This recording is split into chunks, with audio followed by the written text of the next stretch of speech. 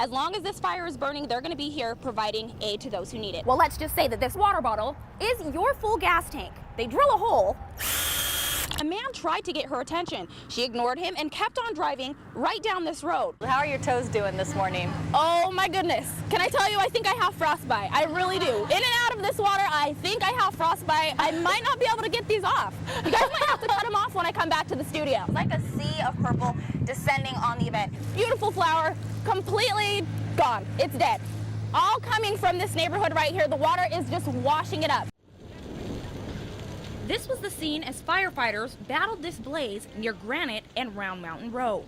The fire quickly jumped streets and firefighters had to act quickly. Unfortunately, so did homeowners. The nightmare started for Steve Napier at 5 a.m. Saturday. We could see the fire line and we knew it was coming.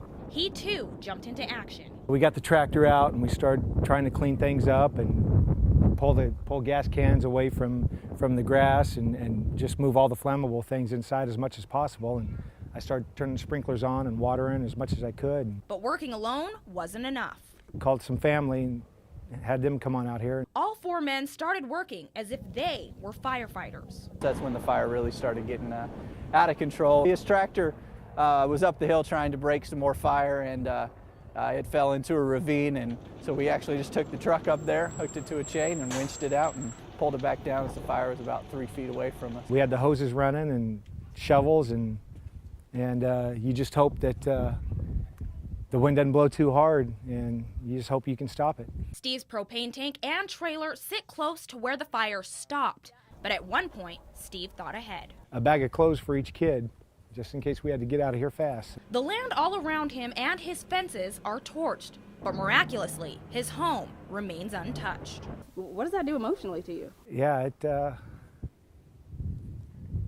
it gets your attention. For now, their fight is over, but they are still out protecting their land in case the fires decide to come back. For Eyewitness News, you just have to be prepared for things that come your way. I'm Keisha Courtney. Last week was just a regular day of work for Kevin Burton. 8:04 in the morning to about 8:11. He walked to his car. I was going to head off for a drop off at a local bank. Got in, but quickly found out something wasn't right. Noticed some towels underneath the driver's side area. Thinking nothing of it, he started to drive away, but my fuel tank was on E. After further investigation, that it had been drilled. You could see the curlicues from the plastic.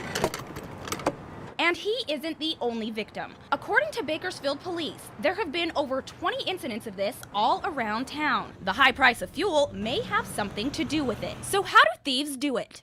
Well, let's just say that this water bottle is your full gas tank. They drill a hole, wait, and before you know it, their job is done. And you're left sitting on empty. I've seen 3 within a week. Mechanic Duncan Norwood says it's unusual. Most of these holes look like they've been around this area of the tank. It's more on the side, actually. And repairing the damage isn't cheap. $1,000 to $1,200 job, depending on the vehicle. That doesn't even include damage from the fuel pump. It sits inside the tank too. If they stuck something in here long enough, they could damage the fuel pump, which ranges up to $500, $600 itself too. It's just a little bit of gas for such a high cost at the customer. In Kevin's case, they didn't get all of the gas. But even with these high prices, it doesn't compare to the price he had to pay to get it fixed. $1,200. I probably won't recoup the money back, but you know what? The good thing about it, we don't have to worry about this guy on the streets anymore. It's a sight Ricky Keel got tired of seeing. Perfectly good fruit trees, left unpicked and gone to waste. So he decided he wouldn't stand for it anymore. Over 4,000 pounds donated so far to the needs of Bakersfield. He calls it Feed the Need, but it could be seen as the fruity movement. Rick owns the company Fence Menders. I'm in people's backyards all the time through my business. Confused at seeing these sites repeatedly, he talked to the homeowners. It's delicious, but we can't eat it all. So he got an idea. Boy, we could feed the homeless in Bakersfield. He started on his own 3 years ago, asking people if he could take their unwanted fruit. It's been picking up every year. The message is getting out. But Rick's story is twofold. He doesn't only help the homeless, he is helping men from Victory Outreach, a center for men who have abused drugs and alcohol. Gives them an opportunity to not only get their dignity and respect back, but to restore their lives completely. It gives them a chance to not only turn their lives around, but to give back too. They're enthusiasts. Every day they want to go out, climb trees, and pick fruit. And don't be fooled, this isn't easy work. It's a little rough. You got to get out there and cut the trees, you know, and stuff. It's really a lot of work sometimes. But seeing the results pays off. We could do so much if we just, everybody pitch in a basket. Let's feed the need. For Eyewitness News, I'm Keisha Courtney. You know, not a little tree, but not real big. Ray Costa enjoyed spending a day in his yard. We had, you know, the plants here, you know, the lawn, and all this here, you know, was the roses. And he wanted to keep the looks up. So that palm tree was really bad, you know, coming down. He hired a company, but an unexpected accident left his yard looking like this. They did all this damage for no reason whatsoever.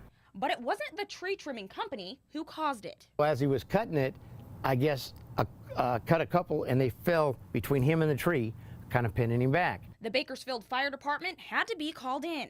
They drove the truck onto the driveway and couldn't reach the trimmer. The second time they brought the fire truck through, they brought it from an angle, and that's when they got stuck here. That was a great big hole. And the third time wasn't the charm either. They broke the fence to get the truck in between the houses, to no avail. It doesn't take a math genius to figure out that the farther up a ladder goes, the farther out it goes, away from the object it's trying to reach. With the tree trimmer almost 80 feet up in the air, the fire department tried several times unsuccessfully to get him down. So in the end, they had to go ahead and let the tree company clear that and get the man down themselves. They cleared off the palms around him and just dropped them straight down. He came down under his own power. Everything they did for 2.5 hours was just destructive and a waste of time.